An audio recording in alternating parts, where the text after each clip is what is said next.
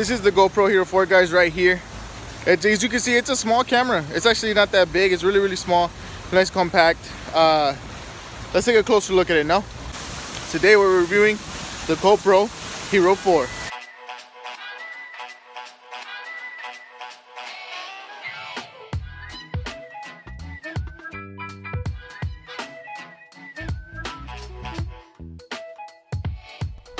Yo, what's up, guys? Welcome to another video here on the channel. Thank you for clicking on today's video. Today's video is gonna be a little bit different. Not really different, but at least just a different video. So today, guys, what I'm actually gonna be doing is reviewing the GoPro Hero4, which is actually the camera that you're seeing this intro in with.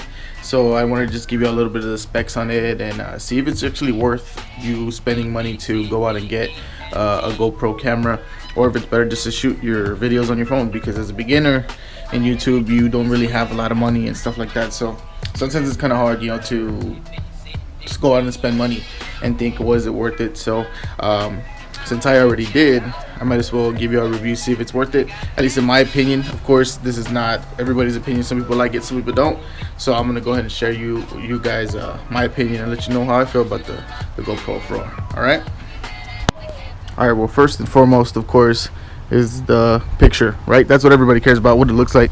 Now, as you can see, it's really sunny out here, so I wanted to come out and show you guys what it's like when it's really sunny. You can see my dog there chilling underneath the car. So this is what it looks like when it's really sunny. It's not too bad. See, you can see how it looks and stuff, so it's not too bad. The quality is actually really good. This camera shoots in 4K and 1080p. The 4K, I think, is a little bit of a stretch. It doesn't really seem like it comes out that quality. It looks like more 1080p and 720p, but for the most part, it's actually pretty good. So like I said, the camera does shoot in 4K and 1080p, and it's actually pretty good for these small cameras and things like that. But like I said, I don't think it shoots in 4K, or maybe it does, and maybe the quality when I upload it just doesn't come out that way, but I don't think it does, but I could be wrong. If you're a tech nerd, then you probably know more than I do, but I'm pretty sure it doesn't. It says it does, but it doesn't come out that quality. But as you can see, that's what it looks like in terms of vision. Now I'm going to show you guys how it looks like on the iPhone. Or actually, yeah, let me show you what it looks like on the iPhone. Hold on. Is actually on my iPhone. As you can see, it still, doesn't look bad, but I think it looks better. Obviously, it gives a wider angle on the GoPro than it does on the phone. But I think the iPhone does a better job with the lighting and stuff like that. My dog's over here biting her butt, but I think it does pretty well. So guys, let's talk about the audio on the GoPro Hero4. It's actually really good.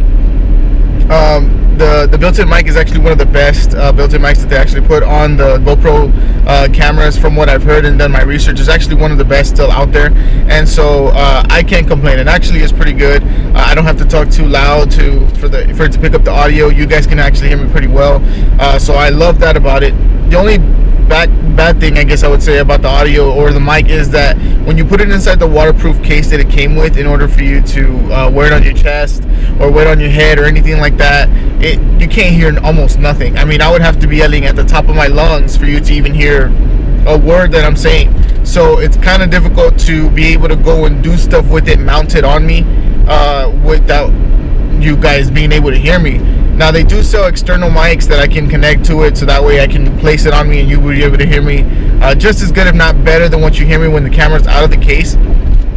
But the thing is that obviously that costs more money, and so as a beginning, if you're just beginning in YouTube, it's kind of okay to just go ahead and get the camera and deal with it without having to buy another external piece for it in order for it to work. So overall, I would say that the camera is actually pretty good. I would probably give it a really good rating, just based on the fact that you can hear me really well with it outside of the case. So let's see what it sounds like on the iPhone. So guys, now you're on the iPhone back again. You can hear the difference in the audio, at least I hope you can. If you can't, then you got to turn up the volume so that way you can hear it a little bit better. As you can tell as well, you don't see as well as you do when you have the GoPro on. The GoPro's camera has a really good wide angles, which goes back to how good that camera is. But in terms of audio, you can't really do much with the iPhone. You can get external mics for it that plug into your phone, and stuff like that, but I feel like that's kind of unnecessary. I feel like the iPhone does pretty decent on audio. I'm talking at the same level that I was when I was on the GoPro. So honestly, not much has changed besides the fact that I'm just now using the iPhone. I still think it's really good. So even if you want to start on YouTube and you don't want to spend much on a GoPro because you think the mic and stuff on the iPhone is good, I suggest you do that. That's what I started off with the iPhone, and then I just upgraded to the camera because I just couldn't stand how the quality was looking, and I wanted to produce better content for you guys. So that's why I was doing that. But I hope you can hear the difference in the audio, because I certainly do. When I first started editing my videos, I could see the big difference, not only in the quality, of course, of the way that the image looked, but just on the pure fact on the audio, it actually looked a lot better. So yeah, so right now what I'm gonna go do, I'm gonna see if we can go, and I'm gonna go test the stabilization of the cameras, so on the iPhone and then on the camera. And what the stabilization is, of course, is when you're walking or running or moving and stuff, how the camera is going to look, if the picture is going to be bouncing all over and stuff like that, and how it's going to look, so that way you can see if you're going to do like some action stuff when you're going to do your YouTube videos, like if you're going to be doing surfing or running and action or in sports stuff like that, you can see if it's worth to get the GoPro or to stick with your iPhone based on the stabilization. So let's go and check that out.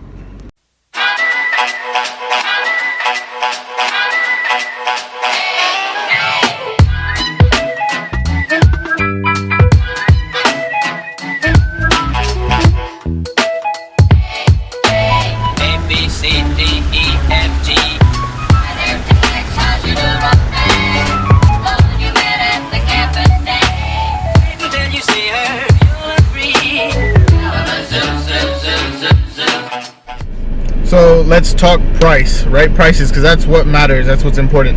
Well, the GoPro Hero 4 Black, which is what I have, it ranges anywhere from, you can find it from anywhere from about $100 all the way up to $200 and plus more, obviously.